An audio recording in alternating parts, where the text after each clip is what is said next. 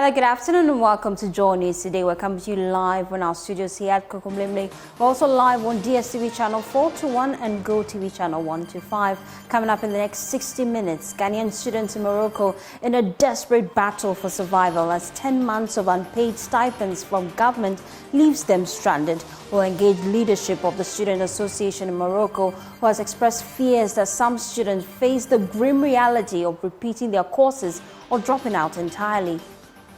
Also in this bulletin, VRA workers warn Ghana could pay huge judgment debt and risk its power security if it continues curtailing power to Burkina Faso as part of reducing the impact of the current power crisis. We have details of a task statement from the Workers' Union where they are taking on the ECG, which owes VRA more than 70 million cedis. And later in the bulletin, we shed light on the silent struggles faced by many mothers in Ghana in our latest documentary titled Hidden Battles.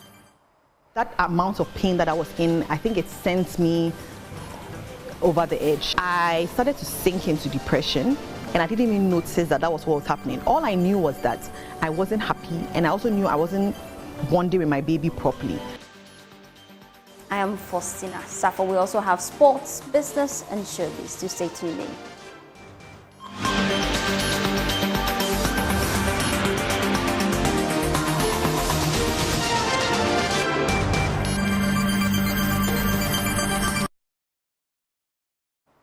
Thanks for staying with us. Now we start with Ghanaian students in Morocco who are in a desperate battle for survival as 10 months of unpaid stipends from government has left them stranded. With the academic year ending in 2 months, the students say they face the grim reality of repeating their courses or dropping out entirely. Many cannot afford transportation to attend classes, and those with chronic medical conditions are left without essential health care, risking their life. While trapped in a foreign land with mounting debts, the students are appealing to government to pay up their 10-month stipends. Well, President of the Ghana Students Association in Morocco, Dr. Emmanuel John Aite, joins us now on Zoom. Thank you for your time here on Joy News today. Now, provide an overview of the current situation faced by Ghanaian students in Morocco. Okay, thank you so much for the opportunity. We are about 290 students, Ghanaian students here in Morocco, and most of the students here are not really from a well-to-do families, and so we depend solely on the stipends being paid by the government. As I'm speaking to you currently, we have not been paid for about 10 months, of which has brought a lot of pain and a lot of suffering on the students. We have the first being food feeding, because we are not able to cater for ourselves because of the family we come from. We are very grateful to the country for extending the benevolence of sponsoring us in school and stuff. But then currently, because of lack of stipends, the students are not able to eat well, because even as we reach home, our parents could get an amount of, let's say, 500 Ghana cedis, of which when it comes here, it's to no amount of money. And so it is very of a problem. We also have another challenge, which is the accommodation. The accommodation is very expensive. And so if we do not have money to pay for our accommodation, we have some students that are being threatened by their landlords to throw them out. Already we have 1 or 2 students that have been thrown already, that have joined their friends. And so if the amount of money is not being paid on time, we risk the lot of students being thrown out of their apartments. We also have the issue of security threats, because here in Morocco, every student is required to have a student ID card or a national ID card, of which if you don't have, you can be arrested by the police here in Morocco. And for a couple of times now, I have been called so many times of students being arrested by these policemen because they do not have their cards or because they have not renewed their cards. Renewing the card demands money. It demands some administrative bills you have to pay. Also, we have final year students that are stuck with their projects, their final year projects. because these projects could demand money or could demand displacement. That means you move from where you are to another place. But then because of lack of money, they are not able to do that. And so they are stuck here and they risk repeating a whole year. One of the dangers that we face right now are students with underlying medical conditions. As I speak to you, there are a couple of students that has gone unconscious because they were having ulcer or because they have underlying medical conditions such as diabetes. And so if they are not really diet well, they face a lot of medical challenges. And so this is becoming the difficulty we have here in Morocco. The students here are really suffering. We have fresh year students that have come to Morocco, I think in December, and then some also joined in January. These students have not been paid ever since they got here. And so life here is very, very, very, very difficult for them. We have students that walk miles to school just to attend classes. And so we are appealing to the government to really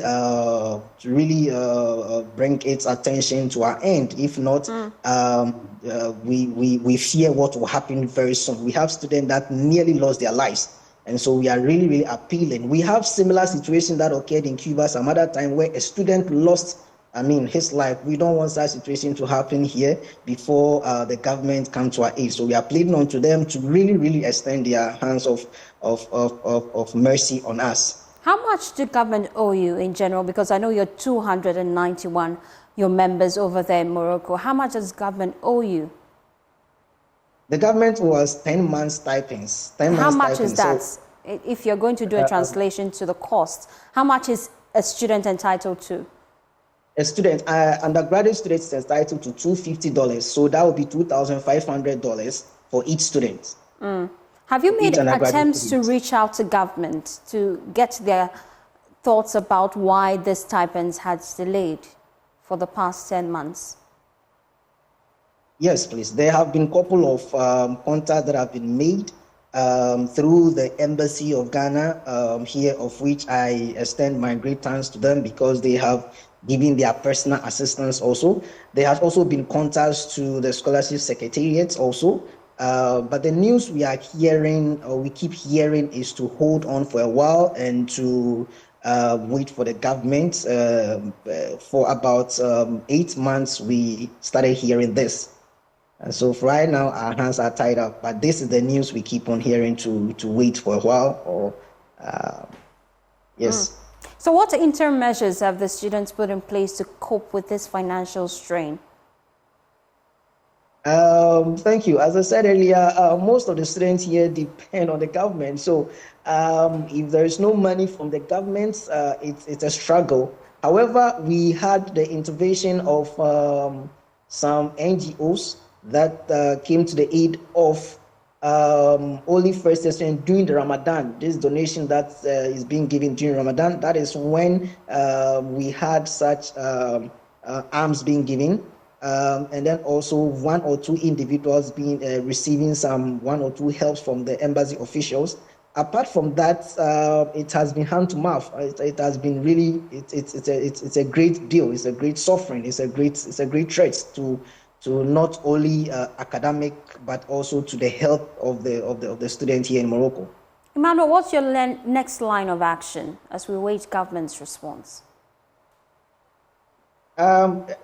Currently, we see to have a peaceful assembly at the Embassy of Ghana in quote demonstration so that the government will take our plight very seriously. Because apart from that, I don't think there is we have some students that has gone on streets to beg for money. So the situation is very, very critical. And so that is the only thing. But in terms of what we are doing as students, we have got in touch also with our global union, the Global Union of Scholarship Students also, so that they could also reach out to the government for us, of which they have done to no avail. And so that is the only way we could go about. Students here having a peaceful assembly at the embassy, and then students also in Ghana, the same students also in Ghana who are currently right now in Ghana, who would also assemble themselves at the scholarship secretariat or at the Ministry of Finance for further hearing. Thank you so much, Dr. Emmanuel Aite, for joining us here on Joy News today. Well, 3 teacher unions, NAT, NAGWAT, and the Coalition of Concerned Teachers, have hinted at plans to stage more nationwide protests to mount pressure on government to conclude negotiations on their conditions of service. They are demanding various allowances, including the deprived area allowance, extra basement allowance, book data online teaching support allowance, and an increase in CBD allowance. Well, protests began in the eastern and central regions, where regional executives submitted a petition to the regional minister, giving the government a 2-week ultimatum to meet their demands. Eastern Regional Chairman of NAT, Patrick Boateng, says government cannot play deaf to their demands anymore. Out of the 17 allowances that by magnanimity we are saying government, we understand the situation government finds itself, but it can also not go without reciprocation for the government on the demand we are making on them. 4 allowances, deprived area allowance. Most of our teachers are in the rural communities. If you take the employing community of government, teachers are the most employable people on government payroll. And we are found in the most deplorable areas. Every nook and cranny of the country, we have teachers there. Exactly. And it is difficult assessing those places. If our members have taken the challenge to be there, they must be compensated with all the challenges they are going through. That's why we are asking for deprived allowance for them. Apart from that, we are saying that assessment allowance. There are so many things teachers are doing that are not accounted for. And we have put them together to say that we want this assessment allowance. Apart from that, we are talking about book and data and online allowances. We have been giving laptops, but not all of us have received it. Even that one, we are also calling on government to supply to the last teacher by the close of this month. These allowances is to help us do our work as teachers in the interest of the nation. So all that we are saying is that government should come to our aid. Only 4. The CPD allowance is already there, but we want an upper adjustment because of the current economic condition that we find ourselves. But the remaining 3 is not there, and we want government to address that. We are saying by 31st of this month, if we don't hear from government a fruitful negotiation from our leadership at the national level, we in the regions will advise ourselves and take the necessary posture that will inure to the benefit of our members collectively. Well, the head of compensation and benefits at NAT, Isaac Barnes, says they are hopeful negotiations with government scheduled to take place in the next 24 hours will lead to favorable outcomes. We've been having a series of meetings, like you said, but as we speak, we've not been able to make any headway. In the new agreement, we have tabled 4 allowances. One of them is an existing one. The 3, though one is also an existing one, it had never been implemented. So there are 2 new allowances we have introduced, and we expect government to accept them, and then negotiation will kickstart on that. But as we speak, government has only accepted the 2 existing ones, and the new ones, government is reluctant to accept them.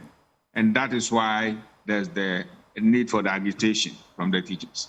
So we've been invited tomorrow, 8 a.m. in the morning, to continue negotiation. Already, NLC has given us up to 19th of June to conclude all negotiation and report to them. Now, I would say that government should grab that opportunity and make sure we are able to finish negotiation before, because, like you said, the pressure is mounting, and then as leaders, I must say, we'll get to a state that we cannot stop our teachers from doing what they want to do. So government must be proactive. That is what I'll say for now. Well, labor experts Austin Game says government has failed to handle the concerns of the labor unions properly. I think that, the practice of negotiating conditions of service is not new. But things keep changing from time to time. Unfortunately, to me, it does appear adherence to the procedures that will govern the negotiation when you reach a stalemate, what next, and what next, because everything has an end within the collective agreement and best practices. So the negotiation in industrial, no matter it has end, definite. And so fixing and pressurizing itself into a kind of threats and strikes, so forth and so on. In the past, maybe even about that. In this 21st century, in today's contemporary world, I don't see the reason why it should be so. So I'm a little worried and I'm pleased that with all the caliber of people we are supposed to have, this is a stage which we find ourselves now. Yes, the way forward would have been that the parties agree that we are negotiating. In the unlikely event that we don't reach agreement, we will submit ourselves to arbitration or mediation would have been worth it. But you can also go for arbitration. So if they go and they ask them, it's not that you will always not get your wish. You always not get your wish.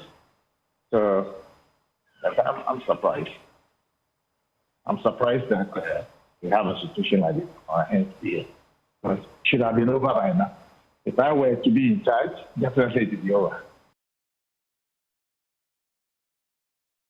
Away from the labor front, let's talk about postpartum depression. It is a mental condition that affects new mothers and may lead to thoughts of self-harm and in extreme cases causes mother to harm their own babies.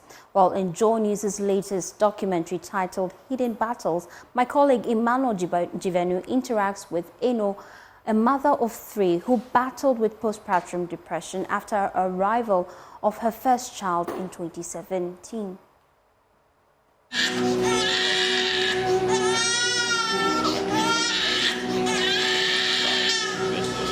The cry of a newborn baby brings immense joy. For mothers, it is a dream come true and the beginning of motherhood. Amidst the joy and excitement, there can be unexpected challenges. For some mothers, the days after delivery bring not only physical changes, but also emotional struggles that can be difficult to navigate. I had been in labor for 48 hours, so I was too tired to push properly, and so they decided to just create an incision. And that experience was very traumatic for me. That amount of pain that I was in, I think it sent me over the edge. That, and then the fact that I couldn't breastfeed immediately. I started to sink into depression, and I didn't even notice that was what was happening. All I knew was that I wasn't happy, and I also knew I wasn't bonding with my baby properly. I was never one of those mothers that once I popped the baby, I smiled into my baby's face and then held him and rocked him. No, I was just happy to be done with that experience. The nurses came for him and I was so relieved. So I never really bonded with him the first few, maybe even weeks. When she's delivered and the placenta separates and comes out, the level of estrogen and progesterone that trigger the feel-good things would drop. So the feel-good things have dropped. At the same time, she has a new baby, and the stress of taking care of the new baby goes up. So this is what explains it. But different people have different vulnerabilities. Very dark thoughts, very, very dark thoughts. Like you start to, first of all, you at the beginning, you don't like your baby. You don't like your baby. You don't even want to be a mother. It's like, is this thing for me? And also, is this what the thing that is so hyped? This wasn't really living up to my expectations. Mothers seeking help should see it as a sign of strength and not weakness. Postpartum mental depression is treatable.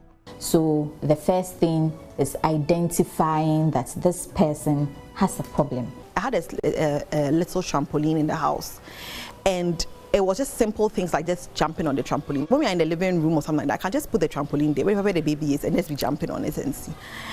It did me a lot of good because there was something about my heart pumping and things like that that I felt rejuvenated, and like I felt like I had the best of energy, and I felt like I was becoming myself again. Postpartum depression is a common but often overlooked condition affecting many new mothers. Just like any mental illness, stigma surrounding postpartum depression is prevalent in Ghanaian society, making it difficult for mothers to openly discuss their feelings or seek professional help. In Ghana, there isn't a lot of information and a lot of knowledge when it comes to postpartum depression. People just say, oh, you know, it's normal. What you were going through, we all went through it. People usually dismiss women when they say they experience something like that.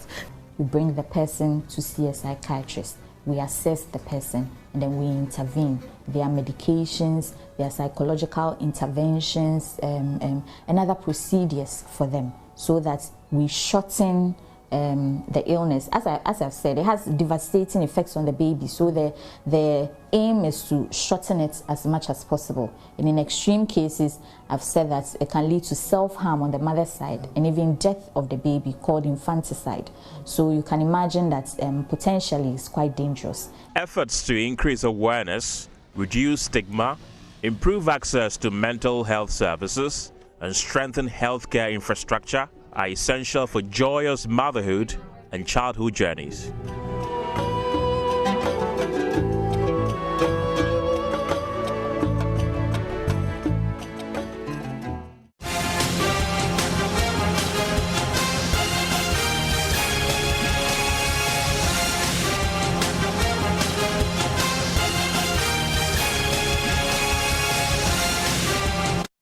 And we're your election headquarters. We start with the flag bearer of the governing NPP, Dr. Mahamudu Bawumia, who has pledged to make the Savannah region the breadbasket of West Africa if voted for in the coming presidential elections. According to the Vice President, his vision as president would be to prioritize large-scale commercial farming in the Savannah region. Dr. Bawumia said this at a Youth Connect series as part of his Savannah regional campaign tour.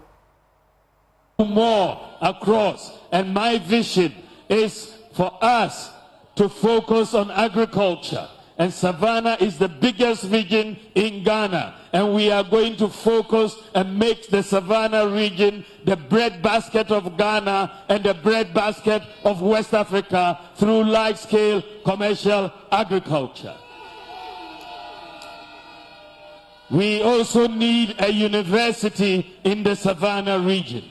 And I am going to focus on bringing a university to the Savannah region. First of all, we are going to set up a campus of one of the existing universities in the country, in the Savannah region, so that we can start as quickly as possible, and then it will transform and become an independent university for the region here. The third thing I want to do for the Savannah region specifically is make sure we build a regional hospital here in the Savannah region. Because today you are seeing that if you are in this region and you come to Damango, then they will refer you to Tamale, because the regional hospital that we used to have as one northern region is in Tamale. So once we build the regional hospital in Damango, then all the referrals would rather come to Damango rather than making that trek to Tamale. And so we are going to build a regional hospital as we have already promised under Agenda 111. Let's stay with the NPP because the Interior Minister, Henry Quati, has pledged that the governing New Patriotic Party will hand over power peacefully if they are voted out of power in the 2024 election. The opposition NDC has expressed concerns the NPP may not transition power if it is defeated, following utterances by some government officials, including the Agric Minister Dr. Brian Champong. But Interior Minister Quati says the president has instructed him to ensure a peaceful election and the decision of the voters will be respected. Mr. President has given me a marching order, and the marching order is to ensure that this year's elections, before, during and after, goes on peacefully, and that's by the grace of God I shall do. Mr. President is an astute lawyer, is a political luminary. This is somebody who has been fighting for democracy to thrive in this country and the world at large. And I make reference to the statement that he made when the decision of the Supreme Court was pronounced. He said, though he disagrees with the verdict, but he respects the decision of a court of a competent jurisdiction. So he moves on, and by the grace of God, he has come to win. What will profit us as a political party if we encourage violence? Who are we going to serve in this country? Are we going to serve the people that are dead and buried? No. We are to serve the people, and the people will decide who they want to serve them. As a politician, as a political party, it is our hope, it is our wish, it is our belief that by the grace of God, the good people of this country, the good work that we have done in infrastructure, in other interventions, they will give us another mandate. Perish the thoughts. And I say again, perish the thoughts. If they decide to give the mandate to somebody, we will hand over peacefully, walk away, go to the drawing board and come back, inshallah. But I know that the grace of God abounds, and so we shall break the 8.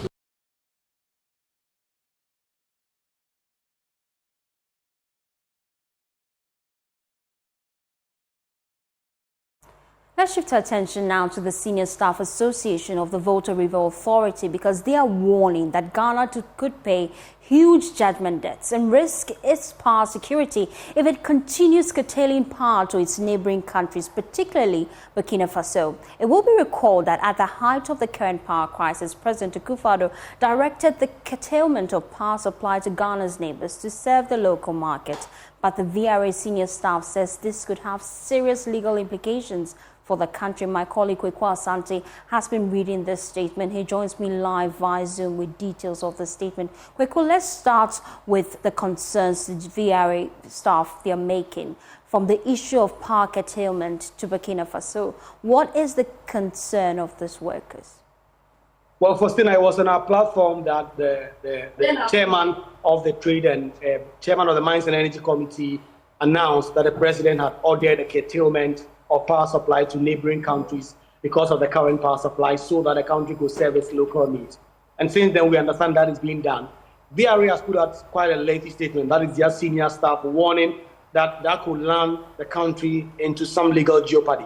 They talk about the antecedent. We know that Ghana relies some heavily on the Akosombo Dam for power supply. And the Akosombo Dam, the Volta River on it streams from the Bagri Dam and some part of it from the Burkina Faso and the neighboring countries. The agreement for Ghana to be able to build this hydroelectric dam on the Volta River was with the other countries, so that these other countries do not build their own dams.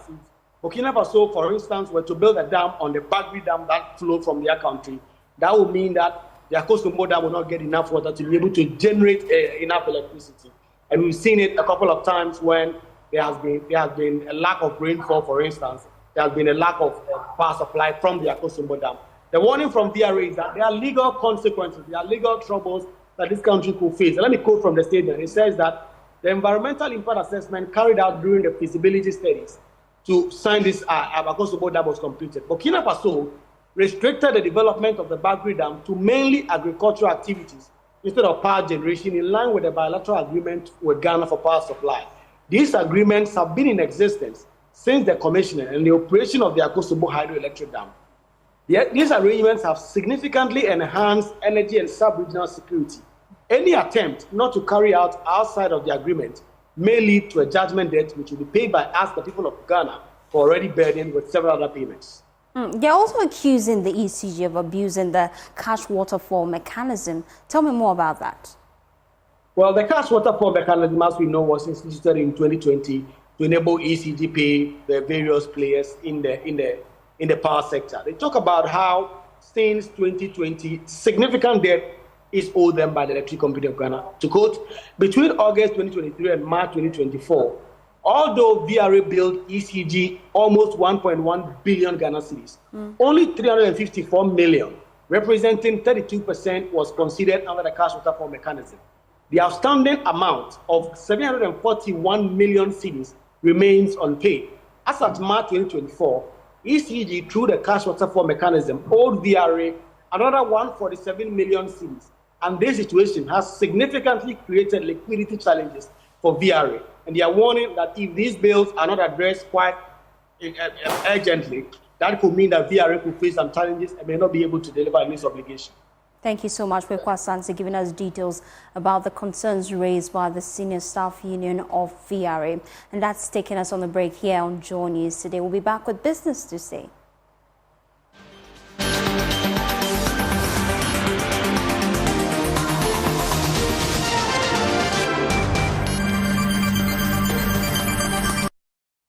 Good afternoon. Welcome to the business news here on Joy News Today with me, Pius Kojo Baka. The Bank of Ghana says it is expecting newly registered credit bureau companies to use their robust technology and modern tools to enhance the credit rating score in the country.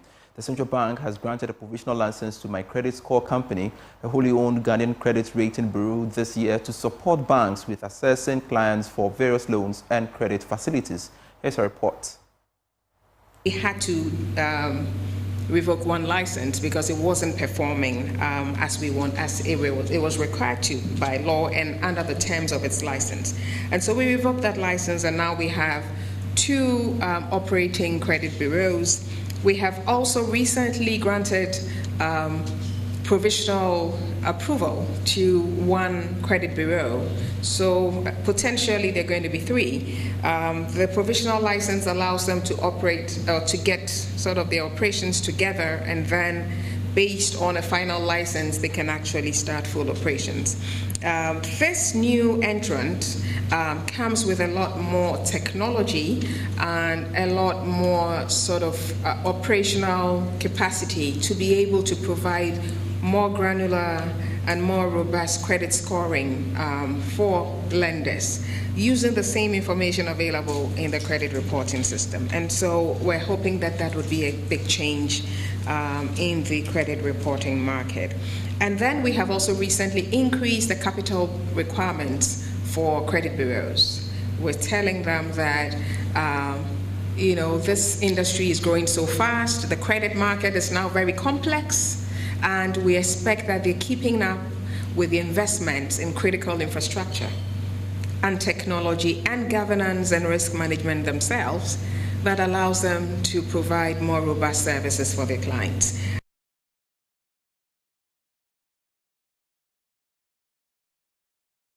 President for the Chartered Institute of Management Accountants, Sarah Ghosh, is urging members to continuously develop their skills to add value to the organizations. This, she said, is key to adapting to the new technologies evolving across the world. She spoke to Joy Business at the CIMA President's dinner.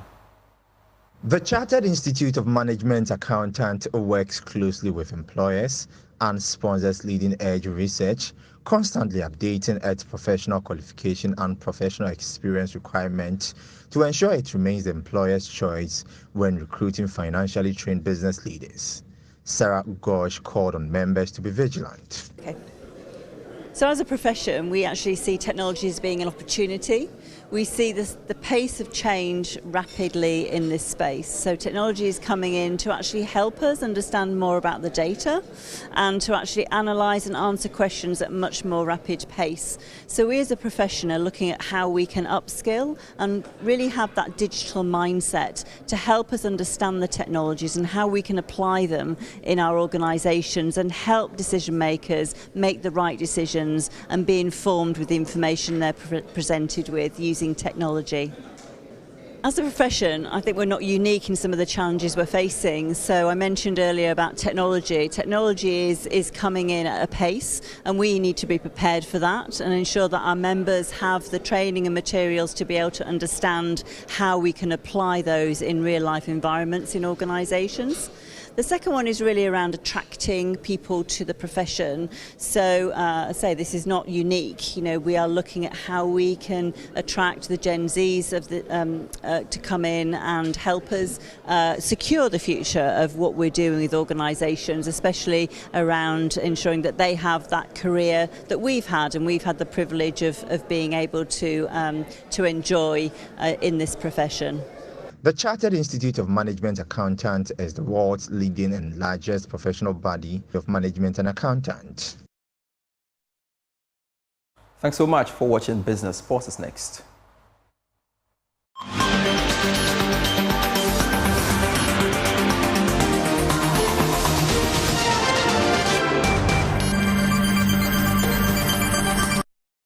On Joy News today with me, Muftau Nabila Abdullah, head coach of Ghana Black Stars, Kinson, says he's not satisfied with the performance of his boys despite a 5-1 win in their opening game in the ongoing Wafobi Under-17 Cup of Nations. Ghana defeated Cote d'Ivoire 5-1 at the University of Ghana Sports Stadium, but their head coach, Kinson, is not a happy man. Throughout this preparation, every team that we've played, we've dominated play. Our last tournament in Russia, we lost against Russia. First 15 minutes, we were down 3-0, but we dominated play. Against, Serbia, we dominated play. Against Kazakhstan, we dominated play. Against our friendly game against Niger, we dominated play as well. Today's game, different opponent. Like I said, thumbs up to every coach. They are Ivorians. They are a very good side. We wanted, and of course, most of my boys, first time playing such competition, home soil, I felt they were a little bit jittery. So with that, we have to manage and then try to take something out and then try and do our best. Sometimes we try to play 1, 2, 3 passes, but for me, as a technical person, I'm not satisfied with the way we play. We did not dominate play today. We just got the results, but hey, the up and coming games, this is our style, and you will see it in the way we play.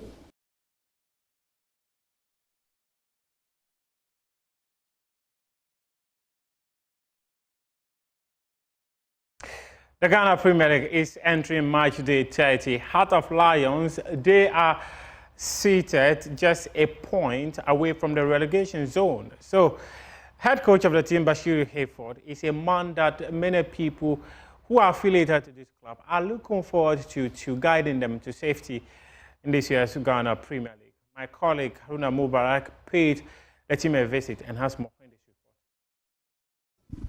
A challenging season. But one man stands as a beacon of hope for the club on the brink. Bashir Hayford, a seasoned tactician, steps in with one mission: to steer the Lions away from the jaws of relegation. Every job goes with its, what do you call it? Maybe occupational hazard, you know. And as a coach, not just a coach, as an experienced coach, you need not to panic on any situation of a team.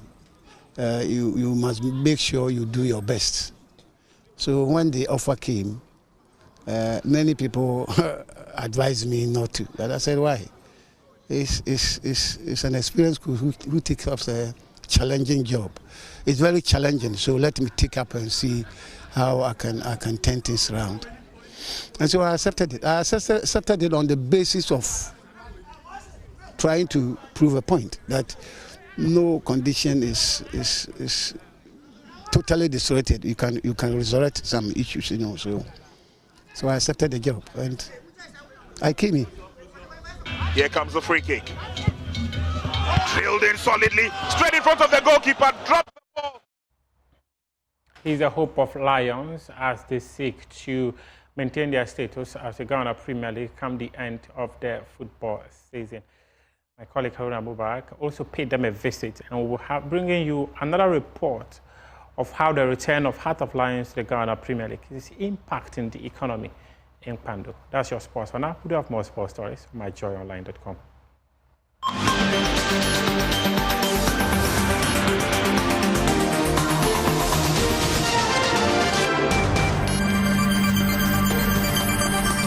Good afternoon, you welcome to the Showbiz segment with me, Jacqueline and Suma Yewa. Now, he broke into Ghana's music scene within the early 2000s with his debut, Tinana, and blew music lovers with back-to-back hit songs. His trend of most songs made fans deem him as a controversial singer, but he never gave up on his passion for music.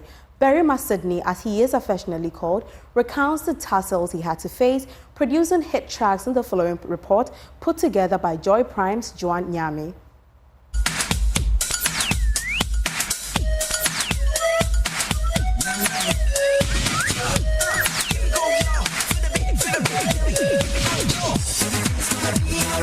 Nananum was one of the most famous groups that thrilled Ghanaians with mind-blowing hip-life tunes during the early 90s. The group birthed talented singers like Bawumia Sydney, Omanhene Pozo, and Jyoti Chandler. After several years of producing hit songs together, Pozo and Jyoti parted ways to pursue different areas. Bawumia Sydney, who was the last man standing, was left with no choice but to start as a solo artist. Things became difficult for Bawumia Sydney, as no producer was interested in producing him. Omanhene Pozo had a deal with another producer, so he decided to, quit the group. Okay. So I had no choice. Like myself and Jyoti, we had to come out again in 1998, where we did Everything's Gonna Be Alright.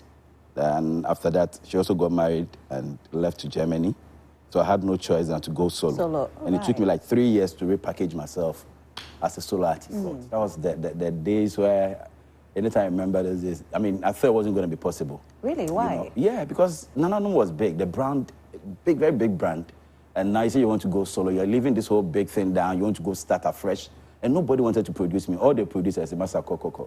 Despite the challenges he faced, Bawumia Sydney never gave up on his music career and broke out with his debut, Tinana, in 2001. So it was friends, who helped Kakra and were able to, release the Tinana Pampanam. And since then, I said, Lord, I am not going back, man. It's going to be this. And I know with Jesus in a vessel, I always smile at the storm. After his first release, he became a threat to some stakeholders, especially politicians, as his subsequent hit songs including African Money, Papano, and Apuskeleke were deemed to be politically inclined.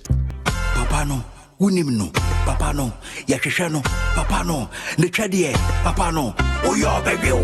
Papano gained a lot of traction on social media, but some of these reactions broke him for a while. I was heartbroken when the Papano thing came out. The lashing was too much. And I remember somebody saying, that's what you do. And I was like, wow. You think it's easy for you to compose a song out of, instantly just do? No, it makes you very creative instead. But then people took it some other way around. So I decided to be quiet. The musician has picked up his pieces and bounced back from his long break with a new single titled BBF, Bibiara Bear Fine, featuring Kumasi-based rapper King Paluta.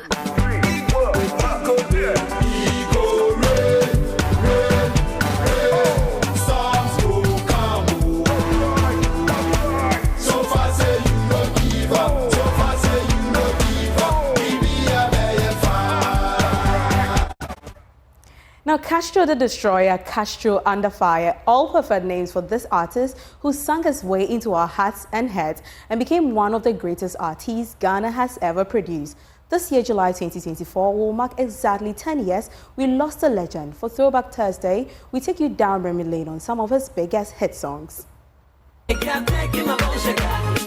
Castro dominated the 2000s music scene with an unyielding energy that kept us grooving even as trends shifted. From his iconic hits with Kofi Kinata, D Black, and more, he wasn't just a star of his era, he was setting the stage for the new era as well. As July 2004 marks a decade since his mysterious disappearance, debates rage about his fate. But one thing unites us all, the timeless magic of his music.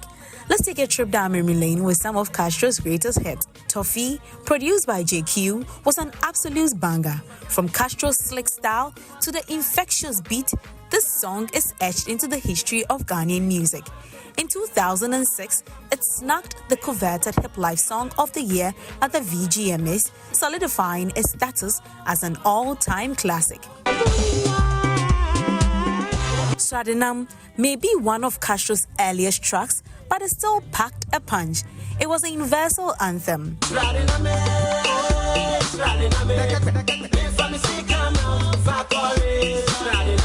Bone Shaker, released back in 2004, continues to shake things up even till today, with its enduring popularity on platforms like TikTok. And who can forget Back, Back, Back and Front, featuring the legendary KK Fusu. A staple at parties, this song had millennials busting moves left, right and center, bringing back memories of carefree days. Finally, we can't overlook Castro's self-assured anthem, reminding us that nobody say ho better than him. It's no wonder that he put it in a song. He knew his worth, and his music proved it time and time again.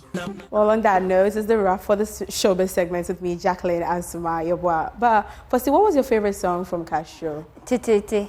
That's the same. No, but it's been past 10 years now. I think that the entertainment industry, we should have like a funeral, because after 7 years you can declare him dead, so that we can send him home, and then everything will be fine with the family. I'm wishing him, the family members, all the best. That's how we wrap up Joy News today. For more news, please log on to myjoyonline.com.